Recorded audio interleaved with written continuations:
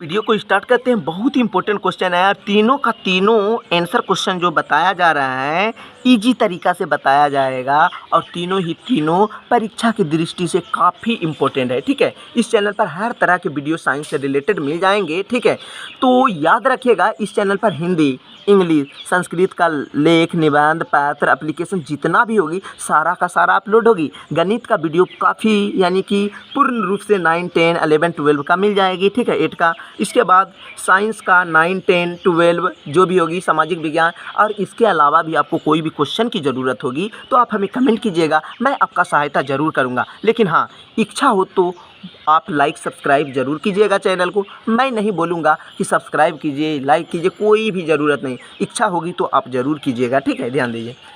Ethyne से ethanol किस प्रकार बनाया जाता है? तो याद रखिएगा ये सूत्र लिख सकते हैं H2SO4 जो कि सल्फ्यूरिक अम्ल का सूत्र है, या फिर लिख सकते हैं जब सल्फ्यूरिक अम्ल की उपस्थिति में एथिन में, ध्यान दीजिएगा, एथिन क्या होती है? C2H2। ठीक है, जब एथिन से, ध्यान दीजिएगा, सल्फ्यूरिक अम्ल की उपस्थिति में एथिन में जल मिलाकर एथेनॉल प्राप्त किया जाता है। यानी कि क्या हो जाएगा? एथिन का सूत्र आपको पता होगा, C2H4 होता है। ठीक है, तो मैंने क्या बताया हूँ, सल्फ्यूरिक अम्ल यानी H2SO4 होता है। ठीक है, सल्फ्यूरिक एसिड की उपस्थिति में, यानी इसी के उपस्थिति में, उपस्थिति क्या हो जाएगा? तीर के निशान में। ठीक है, उपस्थिति में एथिन में, यानी ध्यान दीजिएगा, एथिन में क्या मिला दिए? जल। ये जल का सूत्र हुआ, आपको याद रखना होगा सूत्र। ठीक है, एथिन में क्या मिला दिए? जोड़ दिए, जल को मिला दिए। किसके उपस्थिति में? H2SO4 की उपस्थिति में। तो क्या बन गया? एथेनॉल, C3H2OH, या आप लिख सकते हैं C2H5OH। तो एथेनॉल तैयार हो गया। इसके अलावा ध्यान दीजिए, दूसरा है एथेनिक अम्ल से एस्टर कैसे बनाया जाता है। तीसरा क्वेश्चन है प्लास्टर ऑफ पेरिस का निर्माण कैसे होता है। ठीक है, ये पहले भी बता चुके हैं प्लास्टर ऑफ पेरिस, लेकिन तीनों को एक साथ इथेनोइक अम्ल से एस्टर कैसे बनाया जाता है। याद रखिएगा, जब एथेनोइक अम्ल का सूत्र होता है CH3COOH।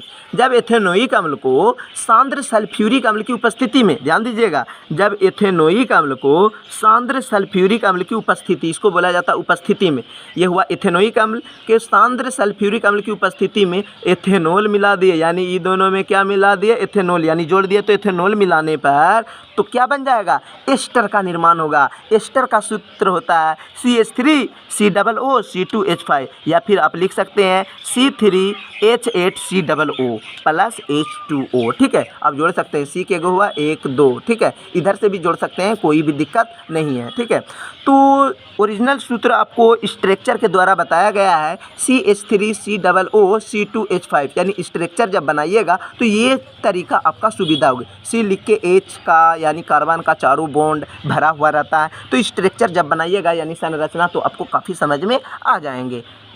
इसी में क्वेश्चन है प्लास्टर ऑफ पेरिस किस प्रकार तैयार किया जाता है, इसके उपयोग। ध्यान दीजिएगा, जब जिप्सम को 373 केल्विन पर गर्म किया जाता है तो जल के अणुओं को त्याग कर, जब जिप्सम जो होता है, ठीक है, ध्यान दीजिएगा, आपको जिप्सम के सूत्र पता होगा, पहले भी बता चुके हैं। 373 केल्विन पर, यानी जिप्सम को 373 केल्विन पर गर्म किया जाता है तो जल के अणुओं को त्याग कर प्लास्टर ऑफ पेरिस का निर्माण करता है। यानी क्या, किसका निर्माण किया? ये हुआ प्लास्टर ऑफ पेरिस का सूत्र। ठीक है, यहाँ से यहाँ जो देख रहे हैं CaSO4 विथ हाफ H2O, ये प्लास्टर ऑफ पेरिस का सूत्र हुआ। त्याग कर प्लास्टर ऑफ पेरिस का निर्माण किया जाता है तो उसे कैल्शियम सल्फेट अर्धहाइड्रेट के नाम से भी जाना जाता है। उसे किसके नाम से जाना जाता है? कैल्शियम सल्फेट अर्धहाइड्रेट, अर्ध मतलब आधा, जाना जाता है। इसका आपको एग्जाम्पल बता दिया गया है। अब प्लास्टर ऑफ पेरिस का क्या है उपयोग?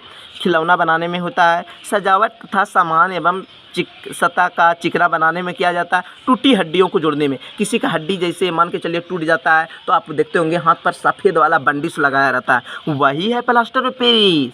तो इच्छा हो तो आप ज़रूर लाइक सब्सक्राइब कीजिएगा, और कोई भी क्वेश्चन की ज़रूरत होगी तो आप हमें कमेंट करके ज़रूर बताइएगा।